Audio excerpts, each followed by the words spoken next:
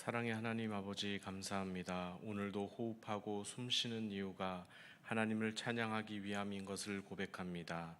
하나님 찬양하기를 멈출 때 우리의 생명과 사명도 끝나게 될까 두렵사오니 오늘 우리에게 주신 하루도 주님을 찬양하면서 주님으로 인해 기뻐하는 복된 날 되게 하옵소서.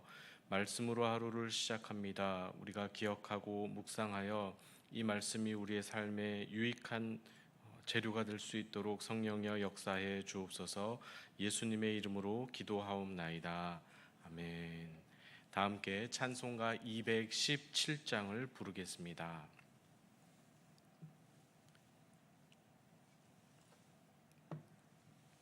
찬송가 217장입니다. 하나님이 말씀하시기를 내 마음을 나에게 바치어라.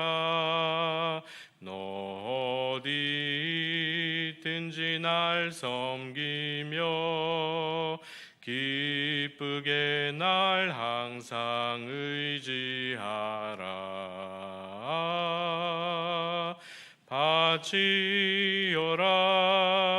내 마음을 주께서 나에게 이르시네. 캄캄한 죄에서 불러내신 주께서 늘 인도하시리라. 구주께서 말씀하시기를 내 마음을 나에게 다 바치고 사악한 죄에서 벗어나면 나 어찌 널 구원하겠느냐.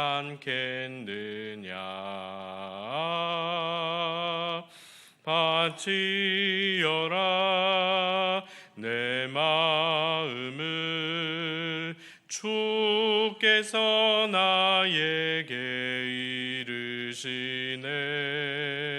캄캄한 죄에서 불러내신 주께서 늘 인도하시리라.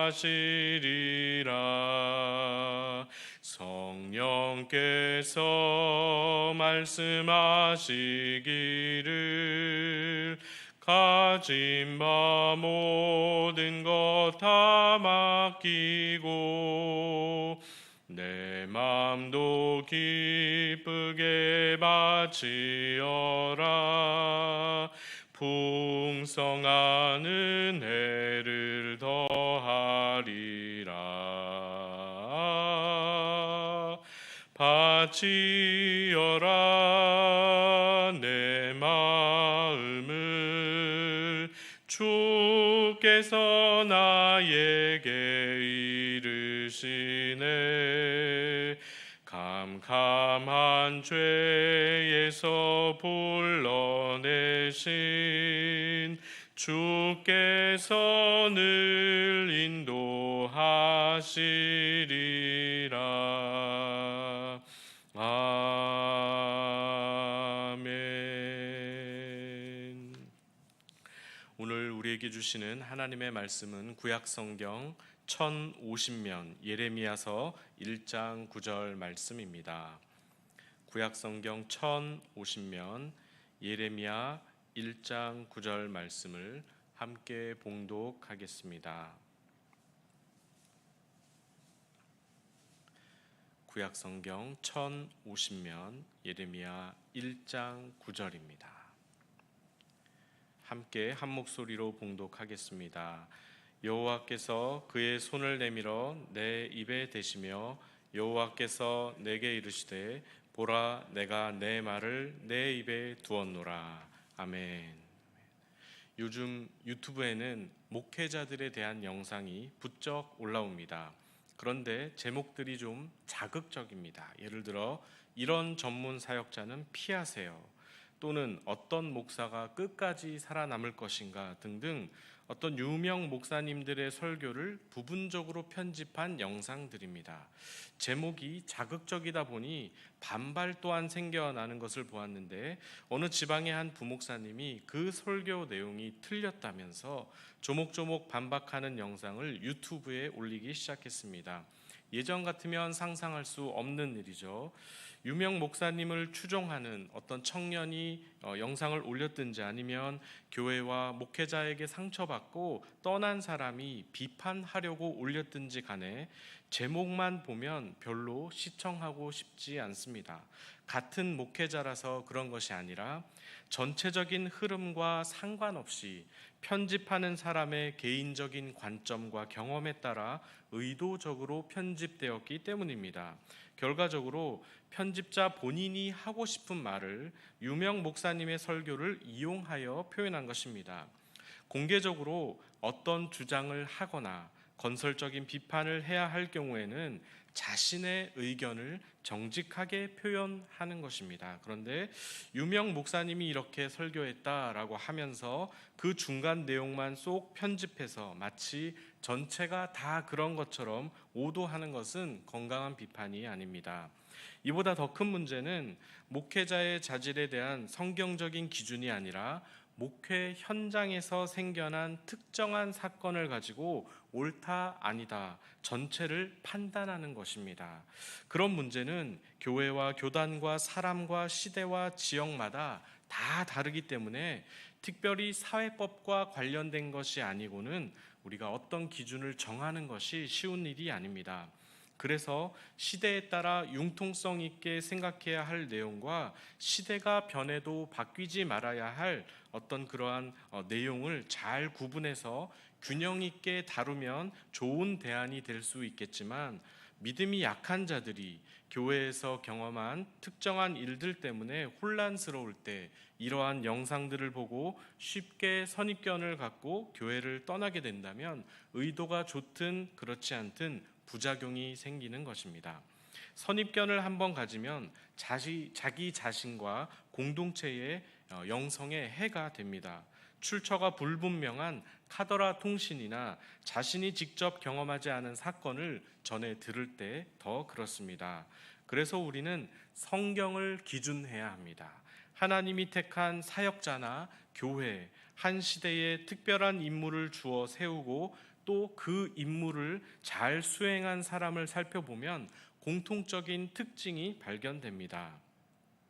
하나님이 어떻게 한 사람을 그리스도인으로 세우고 하나님 나라의 과업을 맡기시는가에 대해서 특별히 구약의 예언서를 기준으로 생각해 보려고 합니다. 여기 나오는 이러한 예언은 어떤 은사로서의 예언이 아니고 하나님의 말씀을 선포하고 가르치는 역할로서의 예언을 뜻합니다. 그런 면에서 예레미야는 적절한 표본이 될 수 있습니다. 북이스라엘은 아수르에 넘어갔고 정통성 있는 남유다 하나가 남았는데, 그들마저 성전 가득한 악과 불법 그리고 강대국을 의지함으로 말미암아 하나님의 언약과는 상관없는 불순종의 길로 치닫고 있었던 때였습니다. 오늘 예레미야서 1장 3절에서는 유다의 왕 여호야김 시대부터 요시야의 아들 시드기야의 11년 말까지 곧 5월에 예루살렘이 사로잡혀 가기까지 임하니라 라고 말씀합니다. 즉 예레미야는 나라의 끝이 보이는 시점, 바벨론에 넘어가기 전까지 활동을 했습니다. 이 일이 어려운 것은 아무도 하나님의 말씀을 듣지 않던 때였기 때문입니다.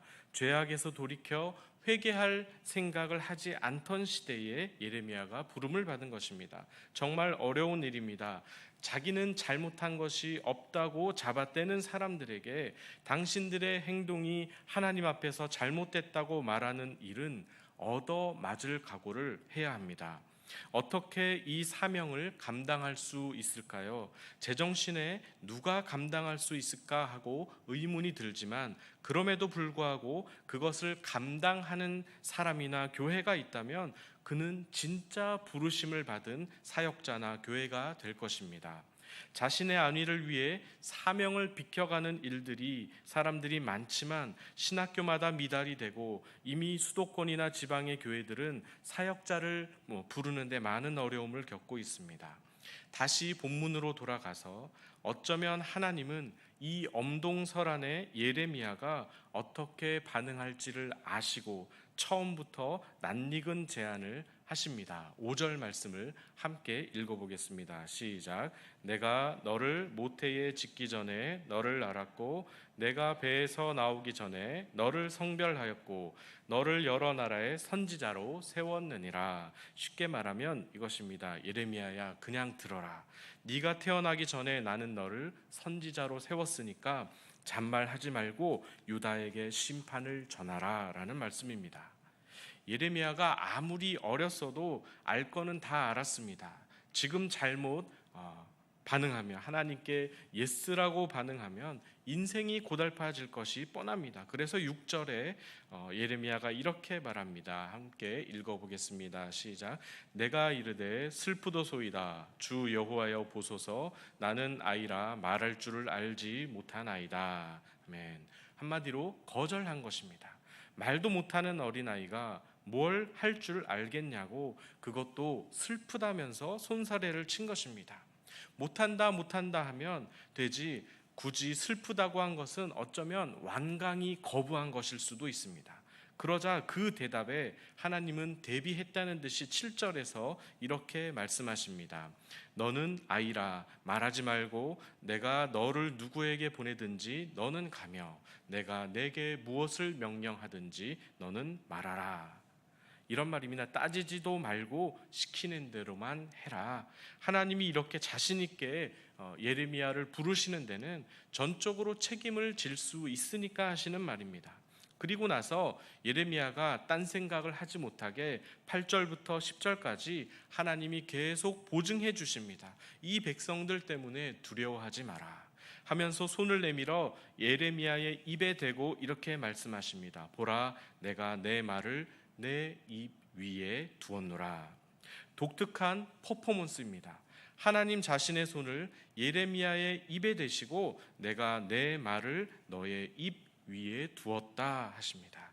그리고 10절에 너를 세워 여러 왕국을 뽑고 파괴하고 파멸하고 넘어뜨리고 건설하고 심게 하였다라고 말씀하십니다. 즉 하나님의 심판과 구원을 선포하게 할 것이다 라는 말입니다. 심판과 관련된 단어가 더 많이 나옵니다. 결국 하나님이 예레미야를 부르시는 과정에서 가장 독특하고 중요해 보이는 행동이 있었는데 그것이 바로 손을 입에 대시며 하신 말씀입니다. 내가 내 말을 너의 입 위에 두었다. 저는 이것이 선지자를 세운 증거이고 또 선지자를 분별하는 중요한 시금석이라고 생각합니다. 다른 번역을 찾아보니 내가 내 말을 너의 입에 맡긴다라고 표현했습니다. 말씀을 입에 두는 것, 말씀을 맡기는 것이 바로 예언입니다. 그래서 성경적인 예언은 특정한 미래를 맞추는 점치는 행위가 아니라 그 시대를 향한 하나님의 뜻을 전하는 행위가 바로 예언의 참 뜻입니다. 그래서 예언은 예고할 예를 쓰는 것이 아니고 예탁하다, 맡기다 할 때 쓰는 예를 쓰는 것입니다. 돈을 은행에 예탁하듯이, 예금하듯이 하나님의 말씀을 그 사람에게 맡기는 것입니다. 이단들이 이것을 잘못 해석하여 종말을 예고하다가 자신들의 종말을 맞지 않겠습니까? 지금도 똑같습니다. 먼 미래에 일어날 일은 우리의 소관이 아닐 수 있습니다. 그날과 그때는 아무도 모른다고 하나님만 아신다고 예수님 말씀하셨습니다. 다만 우리의 할 일은 오늘 나에게 주시는 하나님의 말씀을 잘 듣고 순종하는 것입니다. 이 일을 위해 부름받은 사역자나 말씀을 가르치는 사명을 감당하는 교회가 있다면 우리가 위에서 기도하고 맡기신 하나님의 말씀이 날마다 우리에게 들려지기를 위해서 우리가 이를 위해서도 기도해야 합니다. 가장 중요한 것은 어찌 보면 담임 목사님을 비롯한 교회의 사역자들을 위해 기도하는 것입니다. 사역자 좋으라고 기도하는 것이 아니라 하나님의 말씀이, 맡기신 하나님의 말씀이 오늘 우리에게 들려지기 위해서 우리가 그렇게 기도해야만 하는 것입니다. 새벽마다 예배 때마다 선포되는 말씀은 그냥 나오는 것이 아닙니다. 하나님이 말씀을 맡은 사역자에게 맡겨주시는 하나님의 말인 것입니다. 우리가 마음대로 경험대로 해석하거나 판단할 수 있는 그러한 영역이 아니라고 생각이 듭니다. 말씀을 맺으려고 합니다.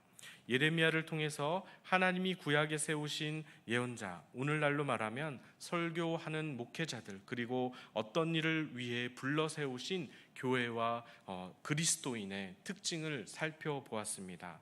그것은 어려움이 예상됨에도 불구하고 하나님이 부르신다면 기꺼이 그 일을 감당하는 자세입니다. 또 더 중요한 것은 하나님이 그에게 말씀을 맡기셨는가입니다. 그래서 내일 새벽에는 그 구체적인 실예를 성경을 통해 살피면서 그 일이 오늘 우리에게 어떻게 일어나고 또 한 교회와 성도를 어떻게 하나님이 말씀으로 이끌어 가시는가를 또한 살펴보려고 합니다. 오늘도 하나님이 성도님들을 부르셔서 새벽부터 예배하게 하시고 기도의 자리를 지키게 하시는 데는 다 이유가 있을 것입니다. 주시는 말씀을 묵상하시며 성령 안에서 적용하시고 내가 드러나지 않지만 나와 내 하루의 일상을 통해서 하나님의 말씀이 살아 움직이고 증거되는 복된 하루가 되시기를 예수님의 이름으로 축복합니다. 기도하겠습니다. 오늘도 말씀하시고 날마다 우리에게 하나님 뜻 나타내시기를 기뻐하시는 하나님 아버지, 우리가 올바로 분별하고 즉각적으로 순종하여서 우리를 통해 주님의 말씀이 살아있음을 증명하여 주옵소서. 말씀이 증거되게 하옵소서. 몸과 마음이 연약한 성도님들 찾아가시어 위로해 주시고 치료해 주셔서 건강한 모습으로 주님 앞에 예배하도록 인도하여 주옵소서. 예수님의 이름으로 기도하옵나이다. 아멘. 하늘에 계신 우리 아버지, 아버지의 이름을 거룩하게 하시며 아버지의 나라가 오게 하시며 아버지의 뜻이 하늘에서와 같이 땅에서도 이루어지게 하소서. 오늘 우리에게 일용할 양식을 주시고 우리가 우리에게 잘못한 사람을 용서하여 준 것 같이 우리 죄를 용서하여 주시고 우리를 시험에 빠지지 않게 하시고 악에서 구하소서. 나라와 권능과 영광이 영원히 아버지의 것입니다. 아멘. 다 함께 기도하시겠습니다.